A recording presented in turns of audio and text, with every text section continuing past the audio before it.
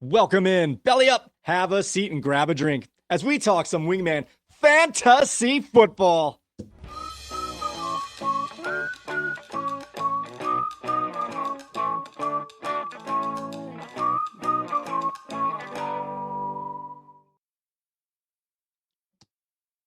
Welcome into another edition of Wingman Fantasy Football, the league podcast. I'm your host, Michael Furley, and as always, I'm joined by my good pal, Mr. Bernie the Bounty Hunter, a.k.a. Team B. Yes, Cuban B. How are you doing today, Bernie? I'm doing lovely, Michael. How are you? Doing good. A little stressed. We're finally getting ourselves together here, but I think I'm doing okay. This is the opening week of football. Are you excited about that or what? I am excited. Now I have even less time to do stuff. Yeah. All right. We got a jam-packed show for you guys starting off the season here as this is episode 91, a week one preview. And in this show, we are going to go over the primetime slate of games, check in on the player news and practice reports, go over this week's Wingman Fantasy Football League matchups, see who's at the top of the newest and season opening power rankings. We will take a first look at our brand new segment, The Wingman Jam, and we will dive into the mailbag. But before we do that, let's make sure that everybody is in the room. Wingman Assemble! Everyone is here. Let's get into the primetime slates of games. Friendly reminder, of course, this is week one, so there are no bye weeks, so everyone should be ready to go. And we have the season opener on Thursday night as the Baltimore Ravens are traveling to wet Arrowhead Stadium to take on the Super Bowl champion Kansas City Chiefs. And our managers had a total of 10 players involved in this game, including Amazing Spidey, myself, had Patrick Mahomes. Already, I feel a rant coming on before the season starts. Patrick Mahomes and Travis Kelce. Our good friend here, Team B, had Rashee Rice. They took our jobs, had Derrick Henry making his Ravens debut. King George had Zay Flowers and the Kansas City defense, while Lion Eyes has a flock of Ravens with Lamar Jackson and Justin Tucker going, and Waddle Away has the ground stomping, touchdown, scoring Isaiah Pacheco, while Ben's brilliant team has Harrison Butker in his lineup. What do you think about those players in that and those our players lineup so far, Mr. Bernie? I like it. I didn't hear Xavier Worthy starting, but that's okay. He's a rookie, but everything else, I like it. I like it a lot. All right. So don't forget this week, guys, instead of having two Monday night games to start the season, they have a game on Friday night this season. So later tonight, there'll be a game in Brazil as the Eagles will take on the Packers in an all-green matchup. And on Sunday night, we have the LA Rams are heading to Detroit to take on the Dominator, Jared Goff at Ford Field. Yes, Jared Goff, the Dominator. I got a fun fact for you. You want to say it, do it now or save it for later? Let's do it now. Okay. Fun fact for you. Jared Goff, can you tell me how many games that he will not be in a dome this season? I know this. All right, I'm pretty close. It's so do you want to say it? I think it's either 14 out of 17 games or inside or 15 out of 17 games. He will play 3 games not in a dome. That is crazy. He's going to be at San Francisco in 17, at Chicago in 16, and then at Green Bay in week 9. All other games are in a dome. Woo! That is crazy. This is going to be the year of the Dominator. He's got a chance for an MVP run if they have a nice high seeding. Oh yeah. He should have yards galore. I might have to buy me a Lions jersey or borrow Reggie. And all right, and don't forget, we finish off our primetime games on Monday night as we close the week out with the New York Jets flying their way over to Santa Clara to take on the NFC champion 49ers. And let's see if Aaron Rodgers can get past the third play this year on his Monday night game. I hope he does, because I don't wish ill on anyone. Fair enough. All right, now let's get into some player news and practice reports. We have Trent Williams and Deebo Samuel both have signed new contracts. And with all the offseason turmoil in terms of contract extensions, the San Francisco 49ers have brought home all of their star players. They are all under contract, and they are ready to go to take on the Jets. Also, Puka Nacua has returned to a full practice and is stated to be good to go for the season opener. Oh, my camera just cut out and it's back in. Sorry, guys, about that. Mike Williams has also returned to practice. This is his first practice of the offseason, and he is expected to make his debut for the Jets on Monday night as well. And in a late injury, Russell Wilson is now listed as questionable this week against, I believe, the Falcons, as he has calf tightness. And I believe that's it. Oh, Jamar Chase has been limited during this week of practice, but he has been on the field, and he is expected to make his debut. Anything else you want to add to those news and notes, or is there something you want to add to the ones that we stated? Two things. If Mr. Russell Wilson doesn't play, there is an equally good, decent player behind him in Justin Fields, so I wouldn't worry too much that way, as long as you've got somebody else in your lineup if Russell doesn't go. And if you're starting Russell, it sounds like your draft went south really early. Also, just a little tidbit for all of the diva wide receivers that have been holding out for their money. Alvin Kamara just made a statement saying he's not going to talk contract during the season. He's just going to wait until the offseason. So, good on him for focusing on football. He's going to keep those middle fingers in his pockets until the end of the season. Then he's going to double flip the bird to the Saints as he heads his way off somewhere else. But that just means that he is probably going to put up some numbers so he can get some numbers. All right, guys. So now we're going to get into our Wingman Fantasy Football League matchups. I want nostalgia. Ready, down. Put. This week's matchup.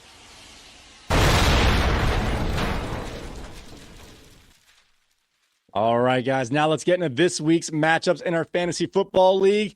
We're starting off with Amazing Spidey taking on the Fantastics. Oh, I forgot to mention real quick, all of our games this week are in division games, so we're starting off with very important games right off the bat.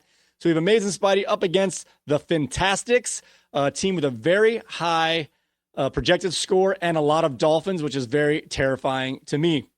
Our next game is Team B. Yes, Cuban B. Up against They Took Our Jobs, and I believe, if I'm not mistaken, you can correct me if I'm wrong, but Alex's They Took Our Jobs has the highest projected points of any team this week. He does. He's got a 100.01 projection. That is his original projection. I think he's the only one in triple digits. And I believe the Fantastics was about 98 or 99. Our next game is Q-Bird's Rage up against Katie's King George. These guys are pretty evenly matched. On to our next game, Mac Daddy 2's up against Lionized. These guys were both in the same division last year, and it came down to the last game of the year where Mac Daddy 2's got his way in. And our next game on the docket is Red Sox Nation, our 3-time defending champion, up against Nick's Waddle Away. Many waddled away, waddle, waddle. Many waddled away, waddle, waddle. Many waddled. Sorry, Alex. And then we have Ben's Brilliant Team versus Crazy Fish. And I didn't get a good look. What are the projections for these guys? I think they weren't very good. No, original projections was Ben's Brilliant Team at 91.77 and Crazy Fish at 90.24. So evenly matched. The projected points, though, have shifted a little bit since the Thursday night game has started. Okay. I believe Ben has the kicker, Butker, and I don't think Crazy Fish has anybody, if I'm not mistaken. That is correct.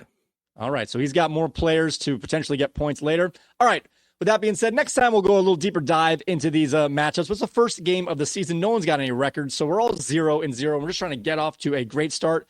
So with that, let's get on to our next segment here. We're going to take a look at our power rankings.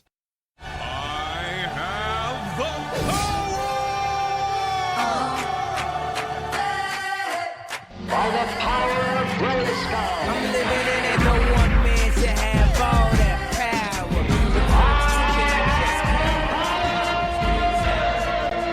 power. Wingman Power Rankings.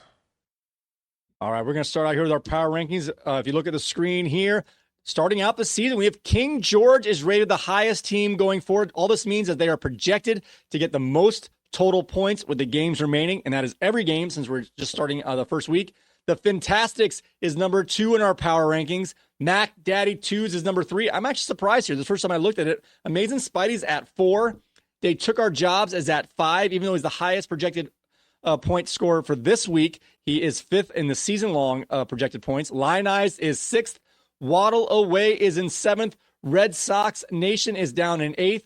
And if you recall, Team B is 9th, and last year the player who was in 9th place always had the most points that week, Bernie. So that's good news for you. That is good news. Ben's Brilliant Team is in 10th, while Cubert's Rage is raging in 11th, and Crazy Fish is projected to have the least amount of total points, projected that is, for the rest of the season. With that being said, can you let us in on what the projected win-loss record is going to be, or the projected standings? Do you have that in front of you? I do have that in front of me. Now, let's see here. We have Lion Eyes at the top at 11-3. Fantastics at 10-4, finishing up the standings, or the second place. Tied with King George at 10-4. Tied with They Took Our Jobs at 10-4. Oh, so we got that means we must have a lot of low win teams. If we have this many teams with double-digit projection victories. Yes, and then we have Waddle Away at the 5 spot at 9-5. Then we have Mac Daddy 2s at 8-6. Red Sox Nation and Amazing Spidey, that's 7-8, 7-7. Position 7, position 8, both Gotcha. both with the 7-7 record. And then the sub 500 teams. Ben's Brilliant Team will start that off at 5-9. And then Cubert's Rage and Team B will be 3-11. And then rounding up with the F grade from Yahoo, Crazy Fish will win 1 game and lose 13 games. So I'm more just a memory, not to bring up any bad thing. Did you get projected for 1 win last year or 0 wins? Ooh, I don't even remember, but it was an F. So probably I think it was 0. Yeah, it might have been. Might have been 1. Might have been 1, but it was bad.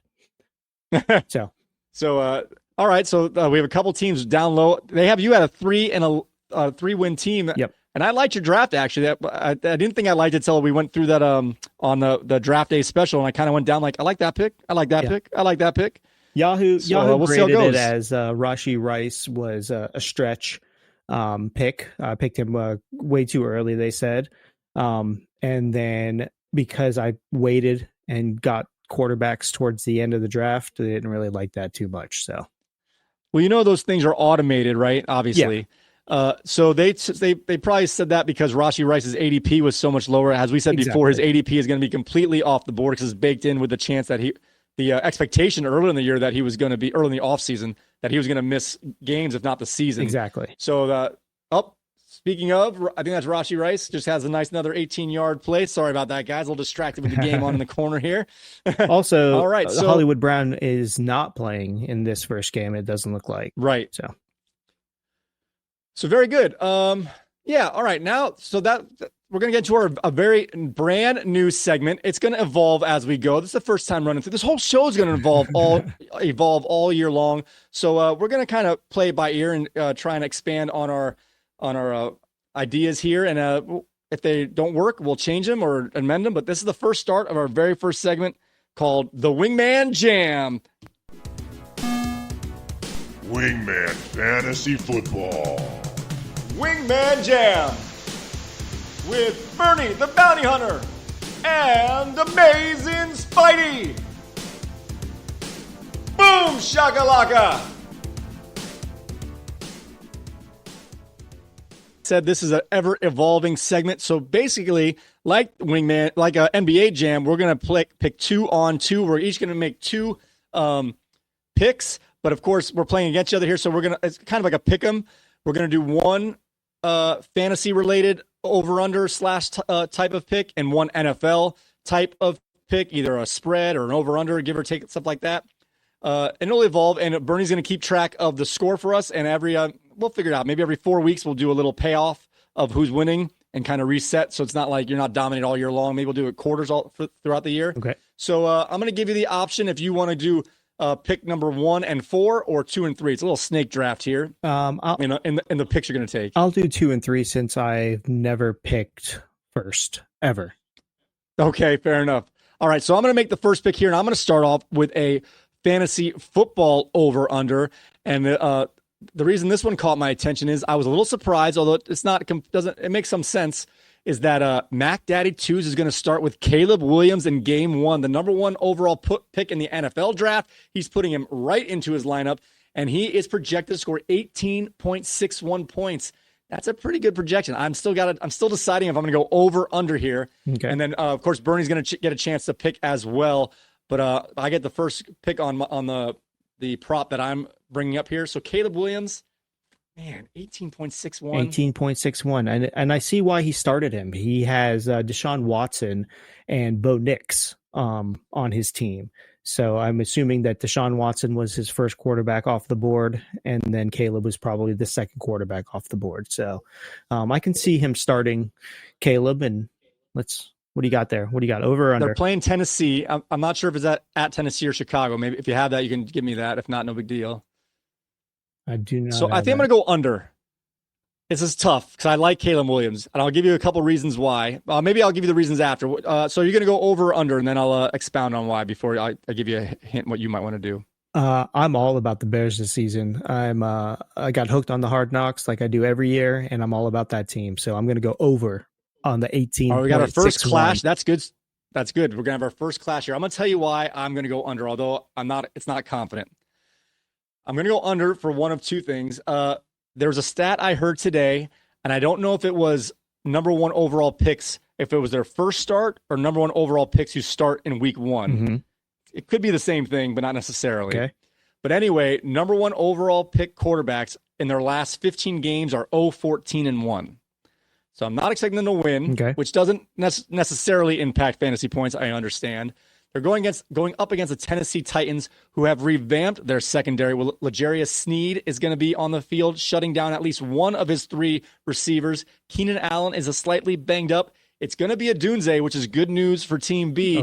But I don't think a Dunze is enough to carry points for Caleb Williams to crack that 19, 20 points. So I'm going to go under a little unconfidently, but I have to pick one. And so that's why I'm going to go under. What's your reasons for going over? Just the Bears hype? The Bears hype. Or anything more? Home game. Caleb Williams hype. Apparently he is ice cold, hard as nails. I think that he's going to throw at least 3 touchdowns in this game. Woo! Yep. 3 passing TDs. He's going to scramble. So he's going to get a couple yards off with his feet. I have that hope for Caleb, and I think it's going to be a good day. So that's really my reasoning behind it. It really, the Bears running game is not horrid, but there's no superstar. There's no Derrick Henry. There's no Pacheco. There's not that bruiser on their team that's just going to get the ball. It's going to be Caleb.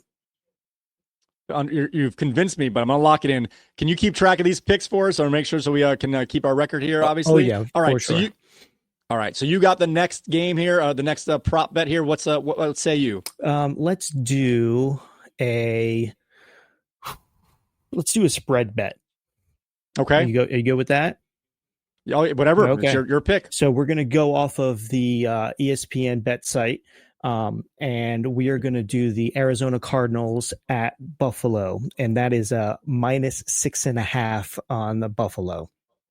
Ooh, I feel like, unless I was misinformed, I thought I heard that was at 3 points early, between 3 and 4, depending on the time of day. Now that's 6. Yeah. Go ahead, make your call. You make your pick there, and then I'll go next. Oh yeah, I'm definitely going to take the Cardinals at +6.5 on that. I think that this might be a very close game, and I would not be surprised if Arizona wins this game.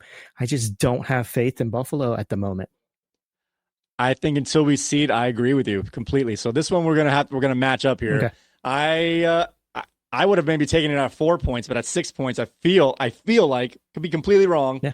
That's why I don't bet. I feel like this is a no-brainer here to try and take the 6 points here. Yep, and it's an early Buffalo home game, so it's not going to be ice cold outside. And Kyler Murray he's got some weapons. So, Trey McBride might surprise everybody this year. Trey McBride of Frankenstein, my first drop. Let's do it. It's alive! It's alive! All right, that's for Trey McBride of Frankenstein. Yeah. All right, so you get your next pick. Now you've already done your NFL one. Now it's time for a fantasy pick here. What's your fantasy related pick here? Ooh, okay, let's see here. You know what? Let's pick a quarterback that might start on the Fantastics. So the Fantastics, my opponent this week. Yeah, your opponent this week. The Fantastics has a really good team. He has CJ Stroud starting, and CJ is projected to get 21.46 points. But on his bench, he's got a guy we talked about at the beginning of the show, the Dominator. He's got Jared Goff on his bench at 19.67. So they are, less than 2 points off of each other. And I think that we should pick who's going to end up at the end of the day with the higher point, Goff or CJ Stroud. Is the 2 points close enough just to do a straight pick 'em here, you think? Yeah, I think so. I think that's an even enough matchup. Okay. I think I'm going to go ahead and lean towards Detroit's golden boy, Jared Goff. So I think who are the Texans playing this week? I don't have it in front of me. Oh man, he doesn't have any information. Oh, the Colts. They're playing the Colts. So Stroud last year had his two best games of the season, both against the Colts. He did, and I think that's probably why that projected number is a little bit high. But the Colts are not the same old Colts from last year. So okay, all right. Oh, that's tougher too. Now that I realize they're playing the Colts, that makes that tough. So you took Goff, you said? Yeah, Goff will have the higher point total at the end of the day, higher fantasy point total at the end of the day. I want to take Goff, but it's so close, and I can't match you on every pick. Or we'll just have this. We'll be tied. Okay. That's okay though. It's the first round of this, so it's okay. You go with what you think is really going to happen. All right, I forget. Is Goff like Cousins, where he's not a good primetime player? It's a Sunday night game. Goff, in my opinion, is a very, very underrated player. I am a huge Matt Stafford fan, and I think Goff is the next best thing that the Lions could have gotten to Stafford. So I'm not a hater on either one of those guys, and I do love CJ Stroud. He had an amazing year last year, so I'm not going to take anything away from him.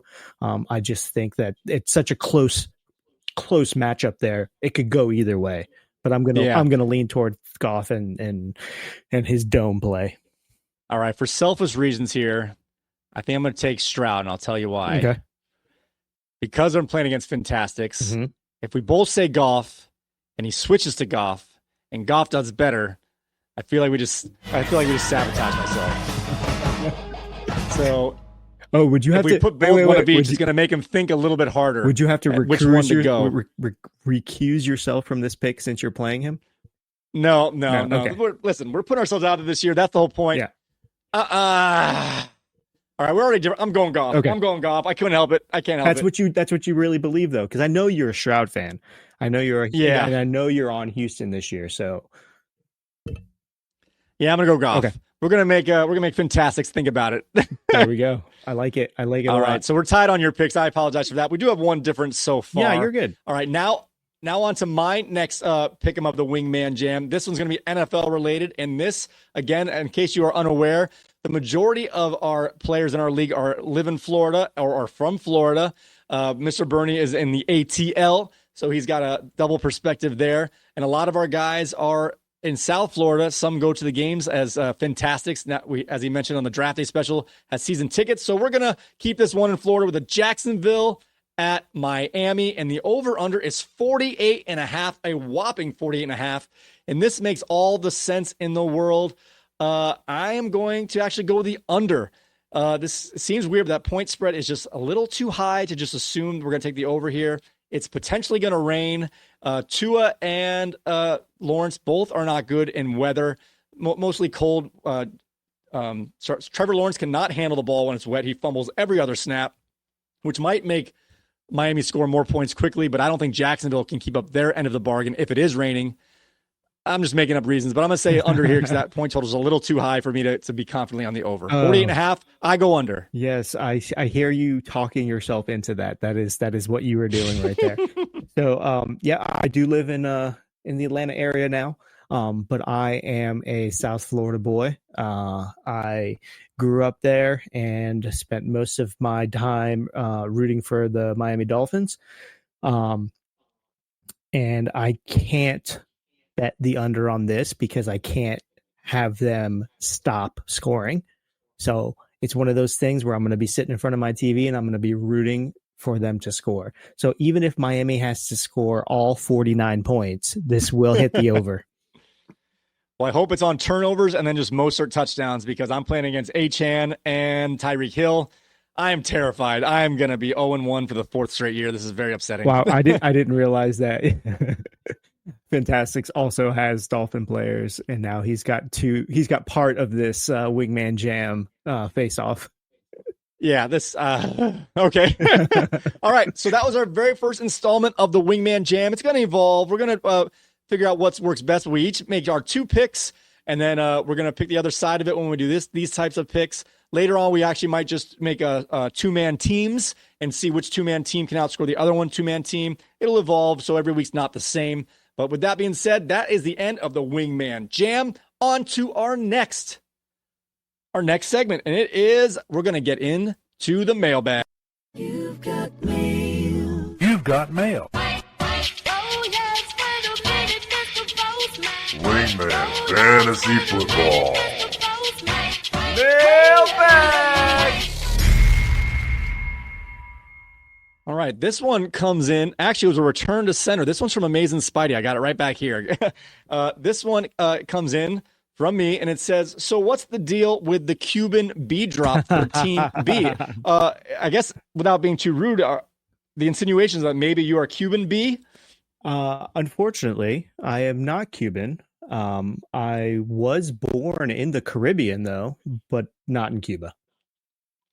So, like any person in their age that we are, we'll keep that private for now.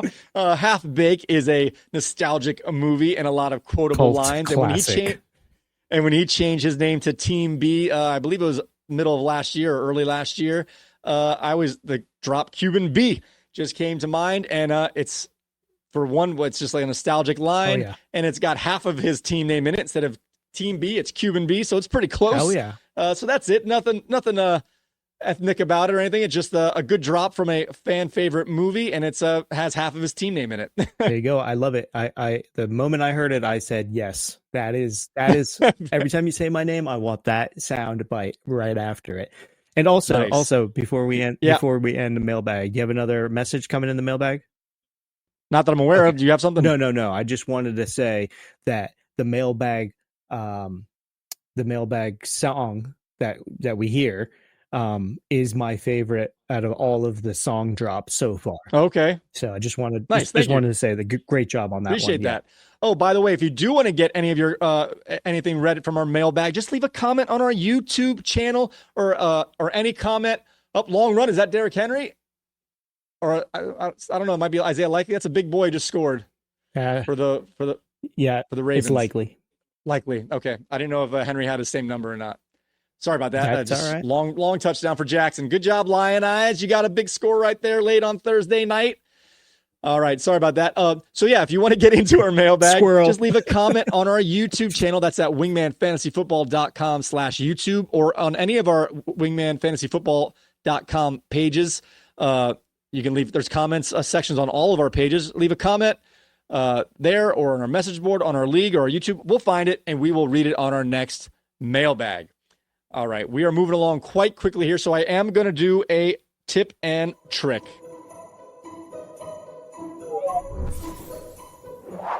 Tips and tricks.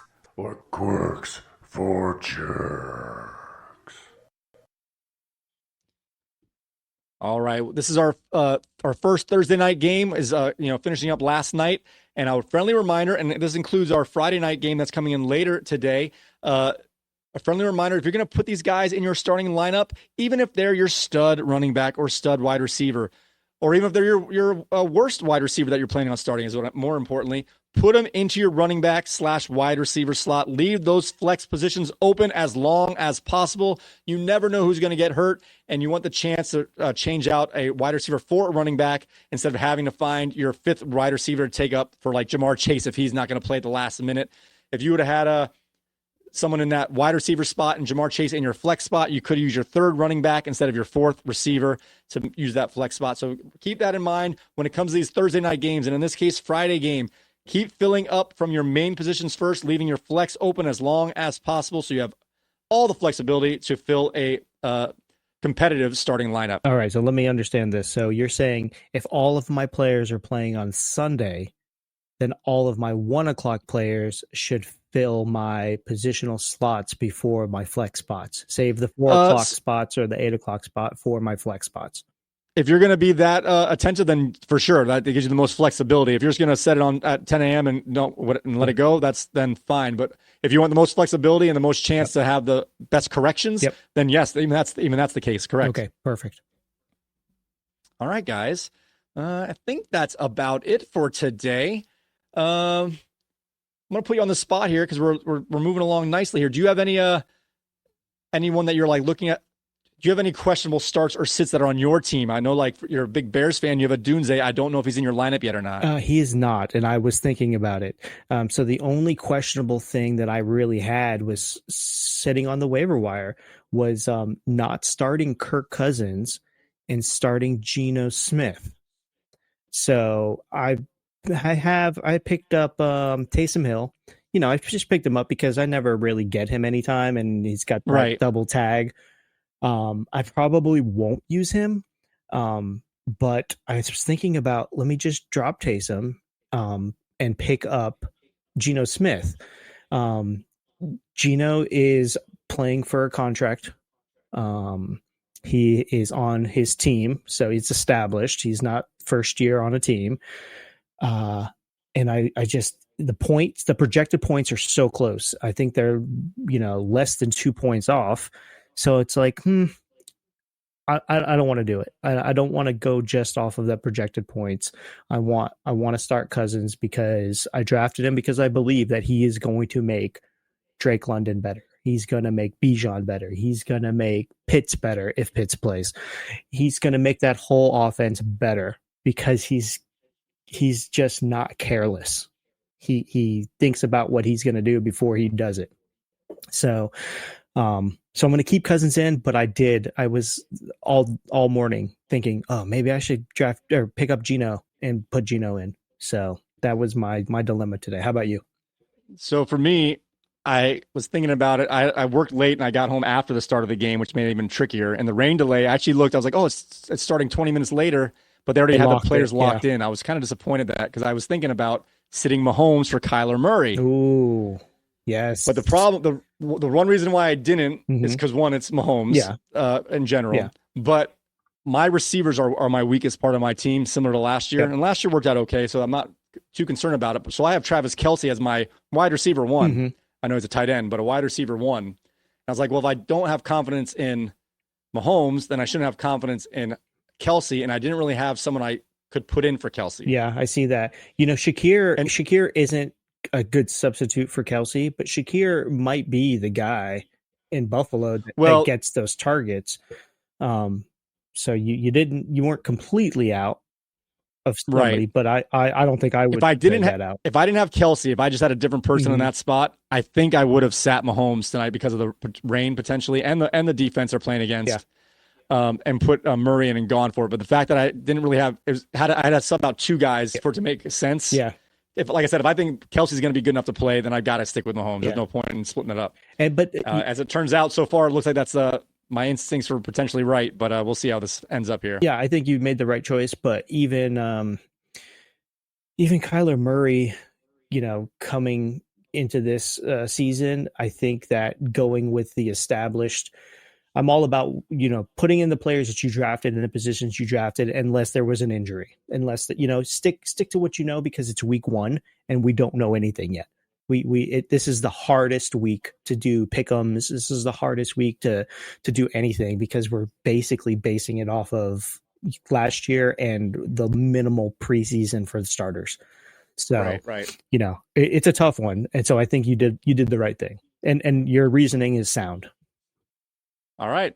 All right, guys. With that being said, I think we're going to wrap this one up today. Don't forget, you can find us on Spotify, Apple Podcasts, TuneIn Radio, and YouTube Music. If you want to find any of our video feeds, go to our YouTube channel at wingmanfantasyfootball.com/YouTube or head over to wingmanentertainment.net/podcast. And go ahead, if you're going on that YouTube channel, hit that like button, subscribe, notification bell, all that good stuff so you can be alerted right away when our new content comes on out. So with that being said, guys, may your glass be full, your mug stay frosty. Keep your lineup strong and your drinks even stronger. All right, guys, we will see you next time.